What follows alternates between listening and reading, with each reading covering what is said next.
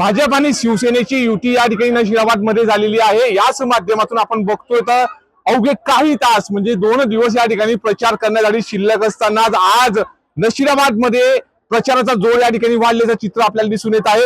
आपण या ठिकाणी आलेलो आहोत नशिराबादच्या भवानी माता मंदिर परिसरामध्ये आलो आहोत। या ठिकाणी शिवसेनेच्या वतीने धनुष्य हातात घेऊन या ठिकाणी उमेदवारांना प्रत्येक मतदारांपर्यंत पोहोचण्याचं काम या ठिकाणी या उमेदवाराच्या माध्यमातून चालू आहे।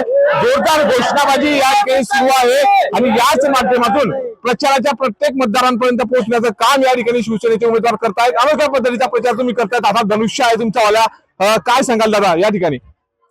मी गेल्या 10 वर्षापासून पालकमंत्री गुलाबरावजी पाटील यांच्या माध्यमातून या भवननगरमध्ये विकास कामं करतोय आणि जवळजवळ 1.5 ते 2 कोटीच्या वरती विकास कामं आम्ही इथे केलेले आहे। आज आपण जिथे उभे आहे या भवानी माता मंदिरावर, इथे सुद्धा 4 कोटी रुपये मंजूर केलेले आहे आणि मंदिराचं काम तुम्ही बघू शकता की मंदिराचं काम किती प्रशस्त पद्धतीने चालू आहे। हॉल इथे लग्नासाठी हॉल सुद्धा आम्ही उपलब्ध करून दिलेला आहे आणि येणाऱ्या काळामध्ये भवननगरसाठी जे मी गुलाबरावजी पाटील यांच्या माध्यमातून कार्य करतोय तर तुम्ही बघू शकता गावामध्ये जवळजवळ 300 कोटीच्या वरती आम्ही विकास कामात नशिराबाद गावामध्ये केले। आम्ही जे आमचे उमेदवार आहेत नगराध्यक्षपदाचे योगेश पाटील उर्फ पिंटू शेठ यांच्यासाठी सुद्धा मतं मागतोय। आमचे जे कमलावरती उमेदवार आहे राखी मधले विनोद बवरंदे यांच्या मातेसाठी सुद्धा आम्ही मतं मागतोय आणि स्वतः ब मधून मी उभा आहे। चेतन बराडे माझं नाव आहे, त्यामुळे निश्चितच आमचा युतीचा विजय या आमच्या प्रभागामध्ये आणि इथे पिंटू शेठना लीड मिळाल्याशिवाय आम्ही स्वस्थ बसणार नाही। आणि आपण बघू शकता की जनतेचा आम्हाला अभूतपूर्व अनोख्या पद्धतीचा प्रचार करताना दिसून येत आहे। हातात तीर कमान आहे, जनतेपर्यंत प्रत्येक धनुष्यबाण पोहोचण्याचं तुम्ही काम करताय।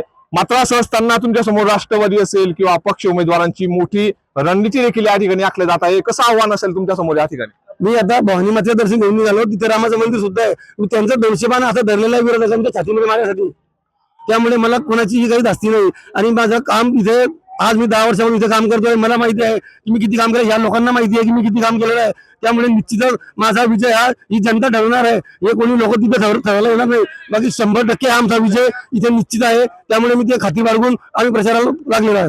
दादा मात्र असं असताना राष्ट्रवादी असेल, इतर पक्ष असेल, अपक्ष उमेदवार असतील, माजी ग्रामपंचायत सदस्य देखील तुमच्या या ठिकाणी समोरासमोर लढत मध्ये आहे। तुम्ही काय मतांना निवडून आल्यानंतर तुमचा नेमका पुढचा अजेंडा कसा असणार आहे, यांना तुम्ही कशा पद्धतीने आव्हान देणार? मी निवडून आल्यानंतर मी स्वतंत्र भवननगरसाठी एक विजन तयार केलेलं आहे। मी कोणत्याही पदावर नसताना आज जर 1.5 ते 2 कोटीचे काम भवननगरमध्ये करू शकतो। तुम्ही आज बघू शकता की मंदिराचं काम इतके प्रशस्त पद्धतीने चालू आहे।